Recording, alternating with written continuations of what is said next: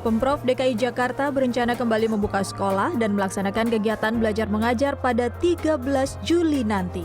Dalam rapat virtual dengan Kepala Dinas Pendidikan DKI Jakarta, Gubernur Anies Baswedan mengaku telah mempersiapkan beberapa skema kebijakan dengan tetap mengedepankan protokol pencegahan COVID-19. Alternatif pertama, sebagian sekolah dibuka, semua siswa belajar di sekolah. Alternatif kedua, sebagian sekolah dibuka, sebagian siswa belajar di sekolah. Terakhir, semua sekolah dibuka, sebagian siswa belajar di rumah. Kebijakan ini menuai beragam respon dari para orang tua. Salah satu wali murid, Susana Toha, mengungkapkan selama pemerintah dan pihak sekolah bisa merumuskan skema terbaik yang minim resiko penularan virus, maka kebijakan membuka kembali sekolah tak masalah. Pengaturan di dalam kelas nggak full lagi. Misalnya satu kelas biasanya 35, dibikin 17.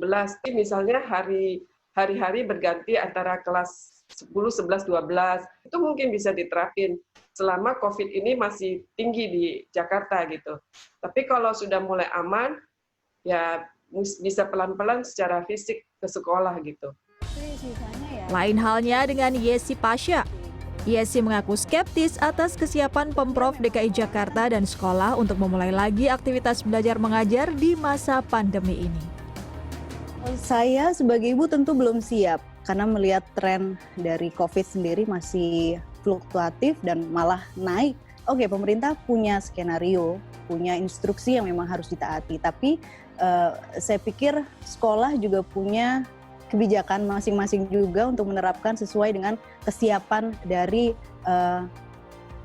fasilitas sekolah sendiri gitu. Ibu dua anak ini juga menambahkan jika kondisi tak juga membaik, maka tak masalah untuk mengambil opsi homeschooling. Sementara itu di laman change.org, seorang ibu, Wati Ideo, memulai petisi untuk menunda masuk sekolah selama pandemi COVID-19. Petisi ini ia tujukan kepada Presiden Joko Widodo karena kekhawatiran anak-anak bisa melakukan protokol kesehatan selama berada di sekolah. Hingga pukul 5.30 pagi tadi, petisi ini sudah ditandatangani hampir 13.000 orang. Aspek keselamatan anak menjadi hal terpenting yang perlu dipertimbangkan.